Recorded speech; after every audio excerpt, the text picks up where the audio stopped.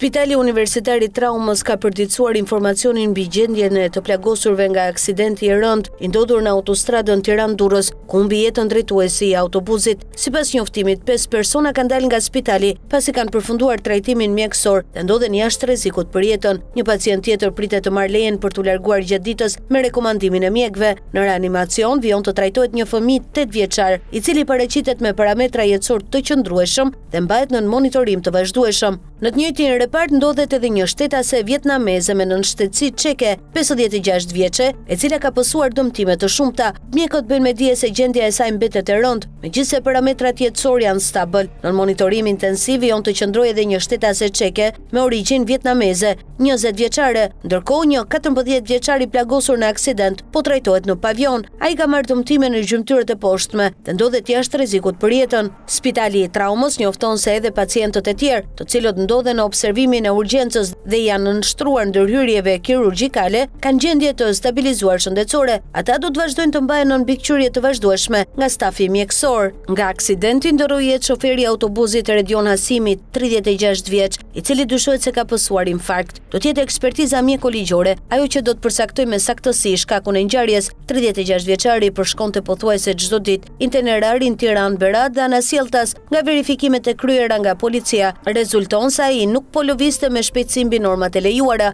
Sipas informacioneve nga grupi hetimor, por edhe nga policia, dyshohet se drejtuesi i autobusit ka patur një kolaps shëndetësor. Policia ka marrë në pyetje pasagjerë, të cilët kanë deklaruar se shoferi ka sinjalizuar se nuk ndihej mirë dhe se kishte shqetësim, po ashtu, pasi ka humbur kontrollin dhe ka dalë te korsia e emergjencës. Grupi hetimor ka vënë re se nuk ka asnjë shenjë frenimi, pra dyshohet se gjendja e rënduar shëndetësore nuk i ka dhënë mundësi as të frenojë dhe as të ulë shpejtësinë, pasi përplasja ka qenë e fortë me barierën e hekurit për shkak të shpejtësisë. Ndërkohë autobusi ka rezultuar që nuk ka patur defekt. Madje një muaj më parë kishte bërë edhe kolaudimin, po ashtu edhe drejtuesi i autobusit, 36 vjeçari Redion Hasimi, rezulton një shofer i rregullt më parë dhe nuk kishte kryer shkelje të rregullave të qarkullimit rrugor.